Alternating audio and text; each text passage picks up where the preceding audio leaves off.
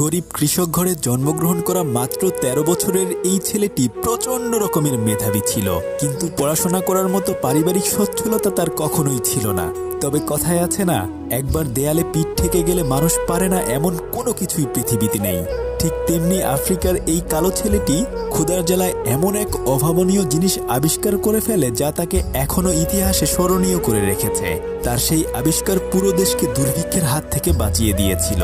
তো চলুন সম্পূর্ণ সত্য ঘটনার উপর নির্মিত the boy who harnessed the wind মুভির গল্প আজকে আপনাদেরকে শোনাবো। তো চলুন গল্পটি শুরু করা যাক। উইল কিন্তু ভুট্টার ফলন বেশি একটা হতো না। সে তার বাবার সাথে ভুট্টা খেতে কাজ করে তার বাবাকে সাহায্য করত। একদিন যখন তারা ভুট্টা খেতে কাজ করছিল, ঠিক তখনই তাদের এক প্রতিবেশী অজ্ঞান হয়ে ওখানে পড়ে যায়। না খেতে পেয়ে আসলে তারা সবাই অনেক বেশি পুষ্টিহীনতায় ভুগছিল। তাই সবাই তখন তাকে ধরাধরি করে বাড়িতে নিয়ে আসে।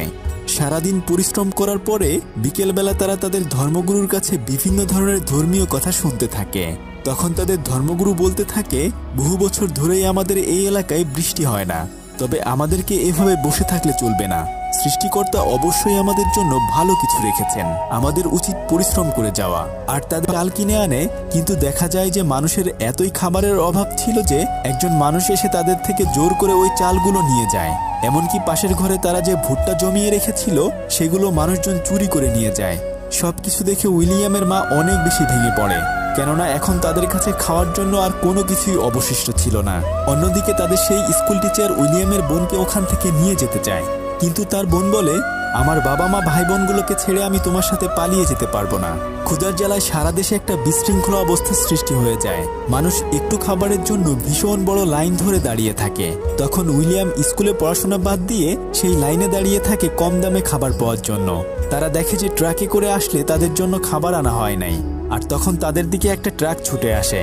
তারা সবাই তখন মনে করে হয়তো ওই ট্রাকে করে খাবার আনা হয়েছে, কিন্তু একটু পরে দেখে যে আসলে ওই ট্রাকে কোনো খাবারই নেই।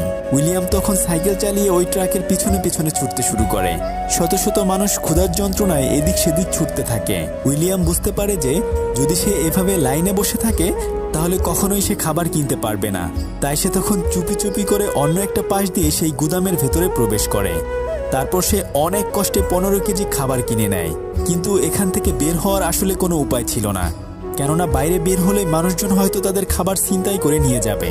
তবে উইলিয়াম অনেক কষ্টে সেখান থেকে সবার চোখ ফাঁকি দিয়ে কোনো মতে তাদের বাড়িতে ফিরতে শুরু করে।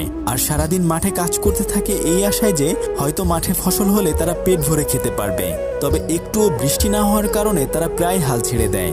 এভাবে অল্প একটু খেয়ে কোনো রকম তাদের জীবন চলতে থাকে। তবে উইলিয়াম